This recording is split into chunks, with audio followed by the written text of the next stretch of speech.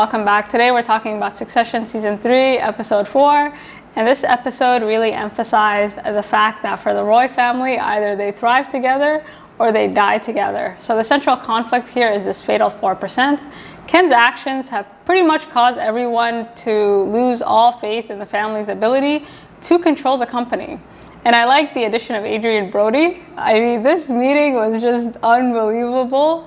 And the vibe I got from Josh's character was that he was trying to kill two birds with one stone. And there are several signs throughout the episode that he was always leaning towards jumping ship. So before we talk about Gregory or Shiv or just the whole mess that was happening over at Team Logan's camp, I want to talk about this fatal meeting. So the episode starts off and Ken is just sitting there watching the FBI raid Waystar. And I thought when you look at the beginning of the episode and the end, here he is watching, the FBI raid this place, ideally clearing it out for his return. And then towards the end of the episode, he's watching Josh kind of side with the other team. It's pretty much possibly ending his ability to ever return or, go back to that building ever again. So, he's sitting there, he's feeling quite confident, and then he gets a call. And it's kind of an emergency. So he enters a conference call and they pretty much notify him that one of their biggest shareholders is pretty much has no faith in them. And is thinking about voting against them and just kicking them out of the company. So this is a disaster because Ken wants control, but his actions have created a possibility that no one in the family will have control. And the way that Ken talks is really interesting because mentally he has separated himself from the family, but in the eyes of the shareholders, in the eyes of America, they are all one and the same. So they're trying to convince him to go over to the shareholder with his father, make an appearance, and just to convince this guy to, stay on their team. And Ken's logic is really interesting because he's like, that guy, he's my friend. He's a lock for me. That's my dad's problem. That ain't my problem. But it's not until Frank was on the phone with him that he's kind of convinced, okay, maybe I should go over there. So again, Ken is not really understanding that his actions are, although he can mentally separate himself from his family, no one else really can. And this meeting, just even before they get there, is some of the pettiest nonsense I've ever seen.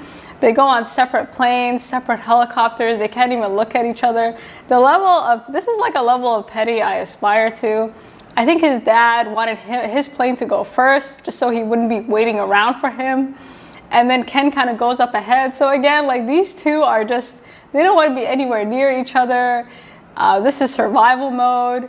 And so I really enjoyed that kind of tit for tat because you see how, they're cut from the same cloth. So let's talk about this fatal meeting. So Kendall gets there first and he's forced to defend his father because as far as he's concerned, anybody in the family is better than no one in the family.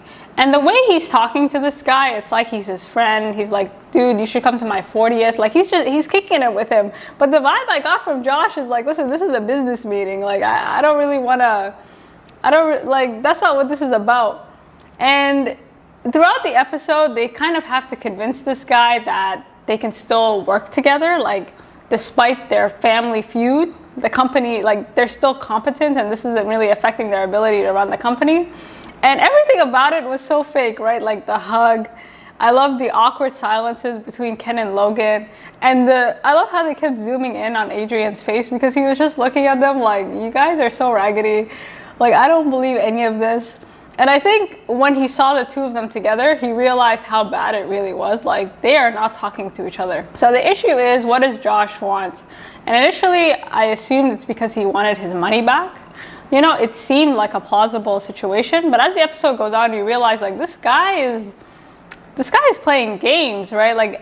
And one of the first signs of sort of, bad faith is the fact that Josh basically convinced Logan and Ken to come to him because his daughter was sick. And the fact that Logan was willing to travel to him, or that Ken was willing to travel, is already a sign of desperation as far as Josh is concerned. So this is the first sign where he's like, ooh, maybe they really are scrambling. Second, his daughter was not sick. So he claimed that she had a fever and that he couldn't really get away. And then as soon as they got there, she was doing backflips. And Watching the two of them, I thought it was really interesting because this episode, again, they do a brilliant job of showing and not telling. And the way they kind of show us how different Logan and Kendall's tactics are is through this long walk, you know, from hell. So as soon as Logan realizes like this guy is playing games, he's like, listen, what do you want? How much do you want? Like, let's just get this over with and we'll tell you what's possible and what's not. So Logan's not that interested in catering to this man. He's making a bunch of like very questionable jokes. Like he's just not having it. Whereas Ken is like, yeah, let's go for a walk. Let's just kick it. So Ken's strategy is really interesting because he's not like his father. Like he really sees himself as like an approachable billionaire. Like, I don't know how to describe him. Like, he's a businessman, but he doesn't fully see himself that way. Like, he also feels like he has more of a connection to the people he's doing business with. And it seems one-sided. And that's the vibe I got from Josh, where Ken thought they were good friends, maybe. And Josh was like, listen, where's my money? I need to know where my money is. And initially, like, this episode was so good. So initially, I thought Josh and Logan were in it together because at one point Josh says, hey, maybe Kendall, you should give up. Like maybe you should just call it a day. You know, like you could still backtrack. And Ken is like, what are you guys in this together? And I thought that too. I thought, oh damn, like maybe they're trying to trap him. Maybe they're trying to put a gun to his head. And Logan is like, yeah, maybe you should give up. And maybe like he's just kind of kicking it. So I at first I thought maybe they were together. And Ken is in a difficult position because first, if he doesn't have any papers, then he does look incompetent. So either way, he looks fake. But if he does have papers and they are really damaging, or the information that he has is as bad as he says it is, then probably this Josh guy should pull out, right? Like there's no way around it. So he's kind of in a sticky situation. And the turning point comes when Josh kind of sits the two of them down and looks at Kendall and says, hey, do you want your father to go to jail? And the way this guy was talking to Ken and Logan, you could tell like he did not know who he was talking to. Like he was trying to guilt trip them into coming together as a family. And you know, although they look like a family, they are far from it. And everything about Logan and Ken, like they were like, yeah, like we'll do whatever you want. Like it was so clear they were willing to say anything to get this guy to stay. And I think once Josh realized that, like he didn't know what else to do. And the only kind of sign of hope was when Logan basically, you know, told this guy, like Logan is really brilliant because he could understand that Josh is too smart. Like he was kind of playing games. And so he told Josh exactly what he wanted to hear, you know, and he told him like the way he talked to him, like he read him perfectly and he delivered the message so perfectly that I actually think Josh was second guessing his choices. So Logan, I think, almost convinced this Josh guy, like, hey, everything's going to be okay. My son's raggedy, but, you know, he's still a good man. Like, the way he talked about his son was so, there was just like a lot of heart in it, you know? And he was really trying to humanize himself in front of this man. And again, I think Logan is very good at reading a room and delivering. So, and it showed. And even Ken was looking at him like, damn, was that a lie? Or like, is that really how you feel?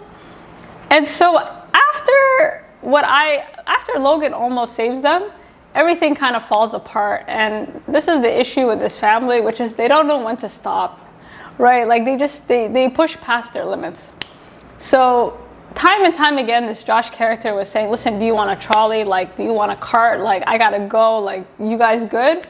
But for some reason, Logan is so stubborn and Ken is even more stubborn that they just insist on walking. And this walk was literally the walk from hell. And just before everything kind of goes wrong, I love this conversation between Logan and Ken. So this Josh guy kind of goes away and Logan and Ken are talking and this back and forth just killed me, right? Like Ken is like, listen, you're 600 years old. You need to retire, you know, this and that.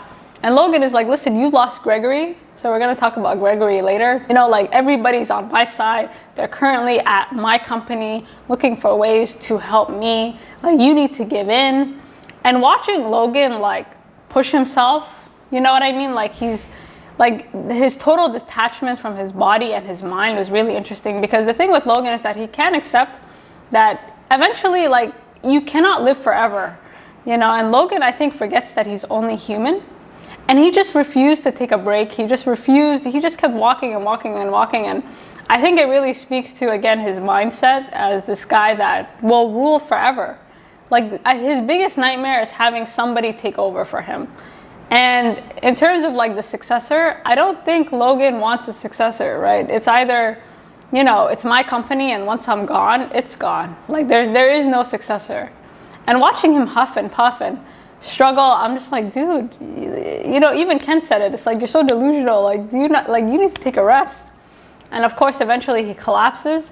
And one of the saddest, most funny scenes is when Josh is trying to get help. And he basically tells Kendall, like, you need to take care of your father. Like, this is, like, we're not talking business right now. And you can just see Logan's face. Like, Logan is looking up at Ken. Like, he's helpless, right? Like, he can't even talk. He has to rely on his son to try and save the two of them. And that, like, he just looked at his son like, you are such a disappointment. And so that was it. Logan's sort of health issues pretty much causes Josh to unravel. However, I think Josh was always looking for reasons to get out. And this just kind of presented an opportunity.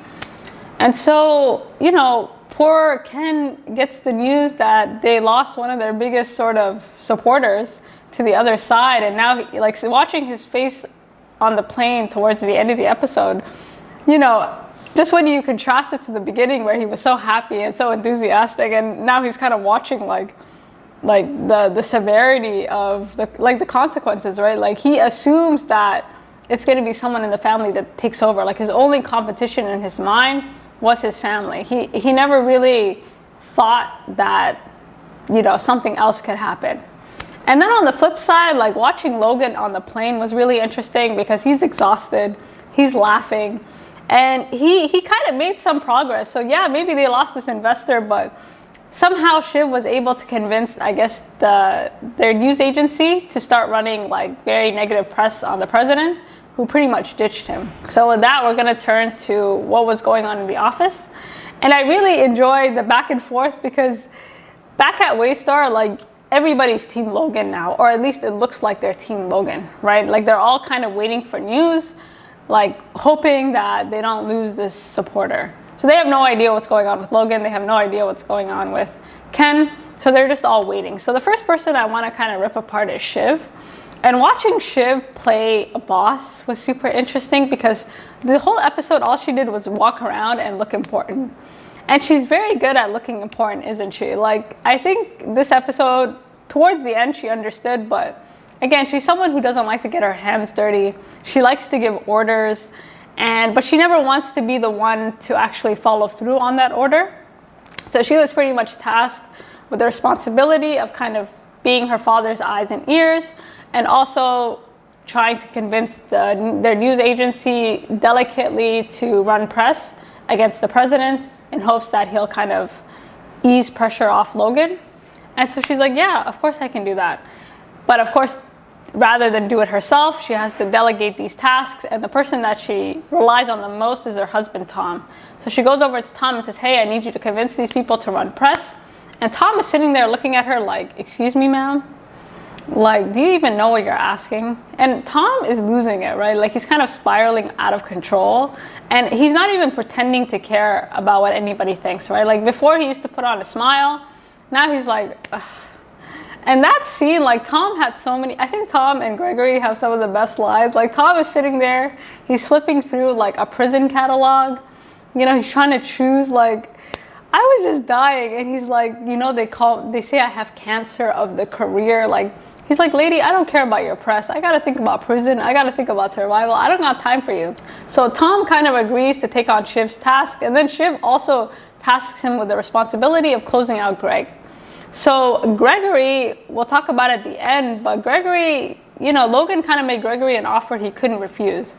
So Tom just doesn't care. He's in that phase where he's going through the motions and he's empty. And I came to a realization about Tom, especially like when he was talking to Gregory. So he goes over to the news agency, and according to him, like, of course it didn't work, and they kind of kicked him out of there. So this was a failure, and his second task was to go over to Gregory. And he goes over to Gregory, and this conversation with Gregory is really interesting because Tom, here's the thing about Tom. When he's around more powerful people, he's very subservient. But the minute he has power, he's like an evil monster. And you see that with Gregory because the way he talks to him is just so evil, and it's so like, Like, he tells him this story of this Roman emperor, and this, like, he had the best line in this. At one point, I think he says to Gregory, like, listen, I would castrate you and marry you, like, any day of the week, or something along these lines. Basically, he's really jealous of Gregory because here's somebody that he thought he had power over, or he thought he could kind of manipulate, but he was so wrong, right? And I think as time is going on, he's kind of realizing how he gravely underestimated Gregory. And he's sitting there and he's trying to convince him, or he's just kind of talking it out with him and venting. And poor Tom, right? He's like, well, you'll be living your best life, I'll be in a dungeon somewhere. And Tom is just like at a breaking point. I will say this about Gregory, because according to Logan, Gregory has signed the papers. Apparently he's a lock. I don't know if that's true. I don't know, like, where they're getting this information, because I'm assuming it's Tom that told Shiv that Greg is a lock. But, like, has he signed the papers? I'm not really sure. But just on a side note, I just want to touch on Gregory for a second. So Logan made Gregory an offer he could not refuse. And this conversation with Gregory, like, what Greg wants, Greg must have, was just so spot on, right? And so Gregory is basically, he's brainstorming currently all the things he wants. He wants to be operations director. He wants to kick this other guy. Like he's thinking big. He wants, like, Gregory wants power, you know? He wants power. And I think Tom, again, is really, like, looking at him like, damn, I really underestimated you. And so while Tom is kind of underestimating himself, I think Shiv throughout this episode was overestimating herself. And one of the best sort of commentaries on Shiv this episode was from her brother Connor.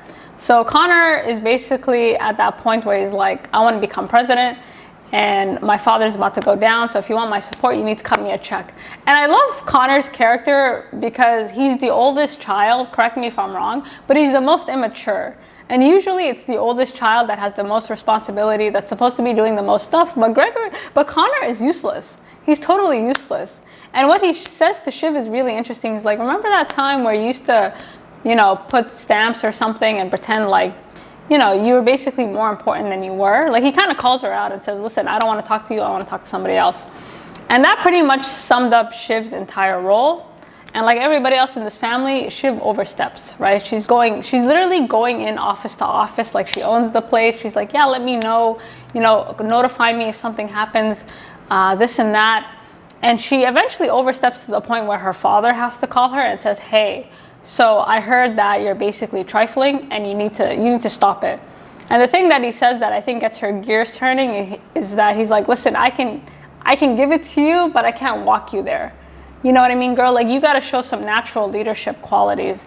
And that's the thing with Shiv. Like, she doesn't have natural leadership qualities. Like, she kind of does things that she thinks a leader would do, but she doesn't know how to, like, actually get the thing done. You know, like, she kind of gives orders and she kind of thinks by giving it, they have to follow it. And her father was like, girl, if you can't sort yourself out, like, I can't sort you out. So this kind of triggers her to realize, you know what, if you want something done, you have to do it yourself. So I was like, she kind of got the message, right? So she ended up going into this editorial meeting and pretty much telling this guy, like, listen, we need to start running negative ads on the president. And she says something really funny. She's like, listen, if you think my family has shame, or like, we don't get embarrassed, you know? And the fact that Shiv not only told this guy exactly what they want, but just kind of just ordered him to do it, like, point blank period, you know, was exactly the type of ruthless behavior her father was talking about. So I think she's starting to get it. Like, if you want things, you're not going to be handed, and you can't outsource blame. Like, girl, he tasked you with a responsibility. You need to get it done. Okay, so finally, the last sort of duo I want to talk about, like, there's been this running sort of subplot of this tattoo. So in their effort to kind of shame Kendall, they kind of go looking for this bum. So apparently on one of Kendall's birthday parties, they found a homeless person and they tattooed Kendall's name on his forehead. They found the homeless person, but of course he removed the tattoo, and they offered him $1 million for the picture of the tattoo. And this was so funny. Like, it was so wrong. And it spoke to how, like, I think Roman said it best, like, you know, Pocahontas, like, it would totally ruin his image. But the one thing I thought was interesting is that Jerry kind of stepped in for Roman and said, hey, like, this is not good for you. Like, you need to settle down. And this relationship between Jerry and Roman is really interesting because Jerry, time and time again, is trying to, like, say, listen, like, little boy, you need to put your footwear on. Like, this is disgusting. You're disgusting. I'm dating. Stay away from me. And everything Roman was saying to her, like, who do you have a date with? Like, Ghost of Christmas Past. Like, dude, are you okay? Are you hurt? You know, like, I think Roman is really in love with her. And she's just like, sir, I just need your vote. Like, so their relationship is really interesting because I think Jerry, it does want to help him. But Roman, like, he's not someone who can help himself. You feel me? Like, so I don't know. I enjoy their interactions because they're the most sort of earnest. And again, I really enjoyed Roman's sort of like phone call to Ken when he was like, you know, because you can give our father a timely Evian bottle, we lost the company. So Ken, like, Roman was pissed, you know, and I think Roman is getting increasingly invested in the company, whereas before he's kind of like in the background, like he didn't really care. But the more I watch him, the more like he's getting more invested, and it's harder for him to hide behind sarcasm and whims. So yeah, overall, I thought this was an excellent episode. I think the season is fire. You know, I think it's just like, I'm enjoying the dialogue. I'm enjoying all of it. And yeah, I'm interested to see where it goes. You guys let me know what you think, and until next time.